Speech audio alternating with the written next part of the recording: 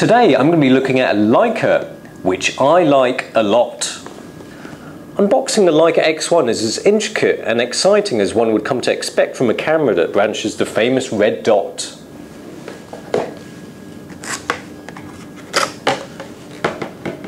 That's good. Although it has to be said that it doesn't make the product itself. It's just a brief presentation of the goodies that lie within. I can't help but amuse myself with these trivialities. Yes. This is the camera.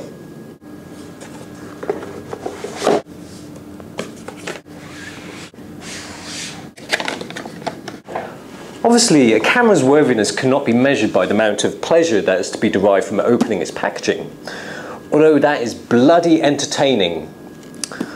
Therefore, to evaluate this carefully, we're going to take it out of its box and take it on a little trip.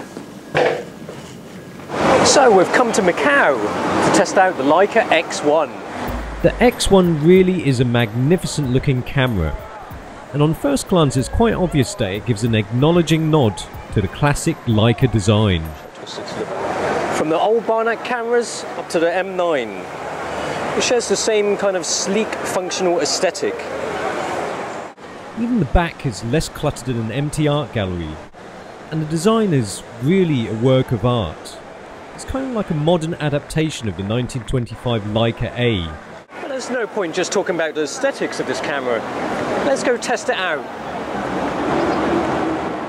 But before I got started, I just wanted to check if the camera was working all okay. You know, just so I could get a head start. Now, Leica say that this is the perfect travel companion.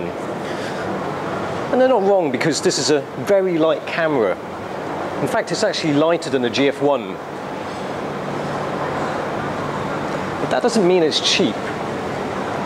It's an all-metal body, and it feels totally solid, like any Leica would. And yes, cynics, it's pretty solidly priced also. It comes with a 24mm f2.8 Elmarit lens, which is wide enough, even in tight spaces. Leica X1 is a very pretty little camera. It makes one want to caress it. It's not just a pretty face either. It packs an APS-C size 12 megapixel sensor. The 24mm lens with the 1.5 crop works out at about 35mm. Especially great for travelling and when you're in tight spots. Whenever I take my Leica M out, it's always the 35 and the 50 that comes with me. I had to end up asking for directions, but it seemed like this lady was too busy consuming her offal in a bun to really care. The equivalent focal length of 35mm is just perfect for me. With this being the fixed focal length of this camera, it's not necessarily a bad thing. Hang on, that burger lady told me it was up this way. Is this right? Our security guy in there. It turned out that the burger lady was rubbish. We're on our way to the ruins of St. Paul. At least I think that's what it's called. I've just noticed this. Who needs zoom anyway? I've got biological zoom, i.e. my feet. Ronald McDonald as Hitler. Either that or Hitler dressed up as Ronald McDonald in a fancy dress party. Also, apart from the fact that it's light in weight, it makes a great travel companion because it's unintrusive.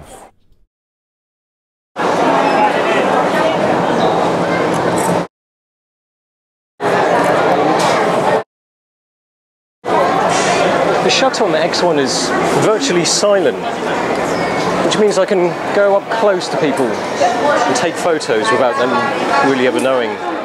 Not that I have a habit of taking pictures of old ladies bending over.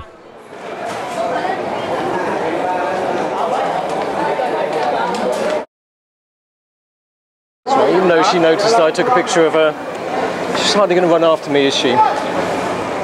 So I tried taking a picture of a cop to see if he would shoot me. And he didn't. Okay, so we've reached the ruins of St. Paul. I love that statue there. bet she was an easy woman in her time. Probably just some hooker and a dog. The images you get from the X1 are blindingly sharp. A man kept looking at the statue. I guess he has a penchant for loose women. Sorry, did I forget to say, the image quality is excellent. This guy's obviously been tweaking his nipples.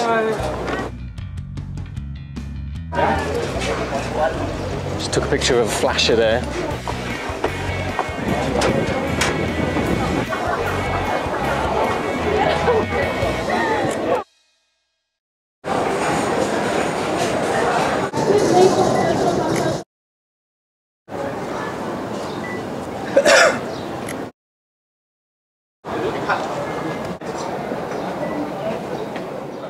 The Elmerit produces nice, detailed images, even at its widest aperture, although there are slight hints of colour fringing.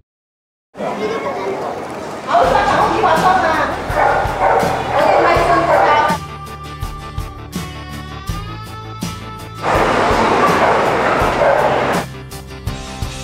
going to go to the casinos.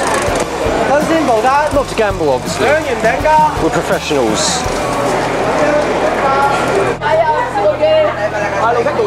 Sorry, what did you say? Speak a bit louder.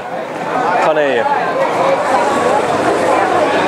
Okay, so off we go to gamble. I mean, take pictures of the casino. The Leica X1 really is a joy to hold and carry in your bag all day long. It's nice to know that the X1 has a power save mode, especially as the battery is only supposed to last 260 shots. Which is not that much. A lot of compact if you have 1,000 shots, don't they? Yeah, but they're rubbish. This is an X1.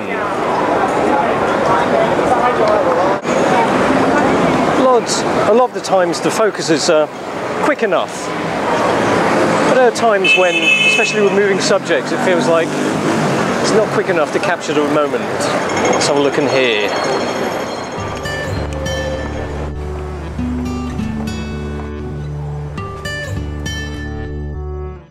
In normal mode, the minimum focusing distance is 60 centimeters, but you can change it to macro mode for a closer focusing distance of 30 centimeters. The thing is, it will still let you take the shot even if you're closer than that.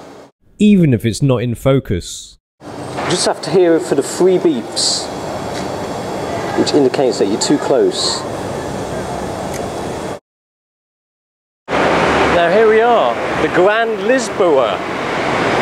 A big, shiny gold cock of a building. Not surprisingly owned by a man with 4 wives. And on the opposite side, Casino Lisboa.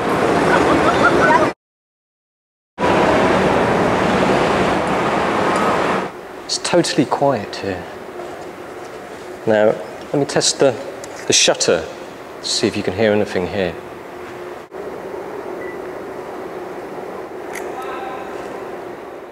And that was with the electronic shutter sound. It turned out we took the wrong tunnel, and I kinda needed to go to the toilet, but we eventually found the right way. The X1 does actually have image stabilization, but how it works is that it takes 2 shots, one after the other, and combines the 2. Not ideal for moving subjects then.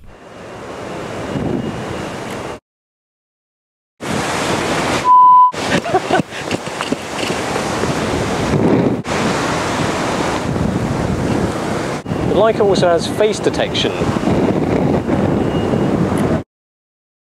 And it does work. Even with a face like that.